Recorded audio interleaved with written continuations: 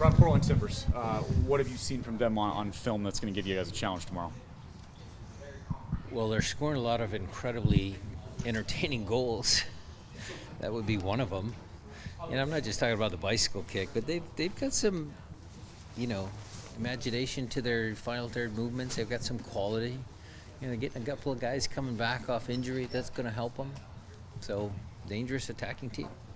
Do you feel like the plan? I assume the plan you had for this week was to go all out for Houston, rotate a little bit on Wednesday, and then put your best group out again. Do you feel like it's working out how you hoped it would? Other than the result, do you feel like it's lining up that way? Well, from a physical perspective, yes. That's what I meant, sorry. The guys that are going to start the game will be fresh and ready to go, but obviously the scoreline, didn't match what we wanted to do.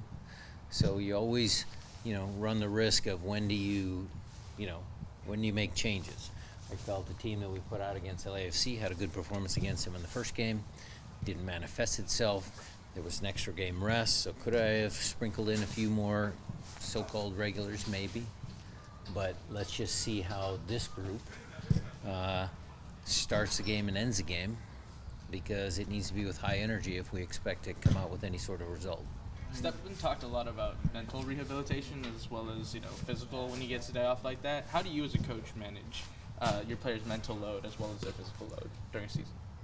Well, I think exactly that. I mean, Christian had the most minutes, so it was physical, but it was also mental.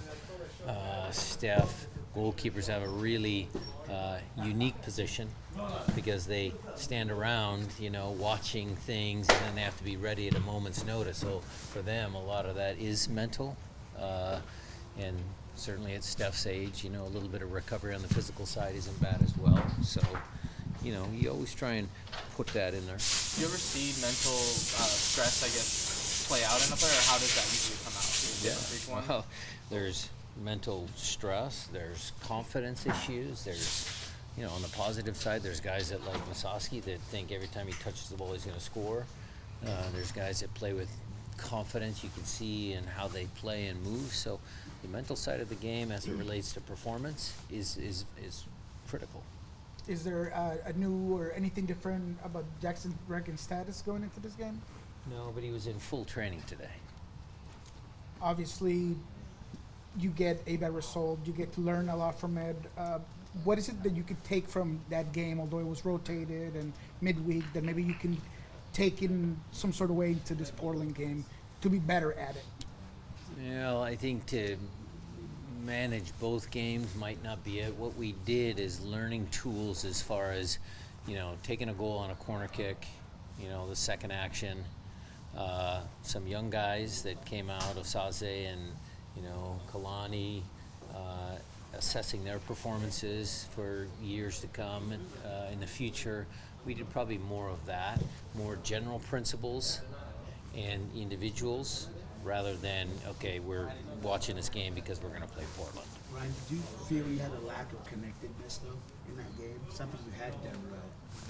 Well, we've been doing pretty good with our play of our double pivots. And look, JP and Danny Leva are great together. They're a really good pair, but I thought at some moments they were a little stretched.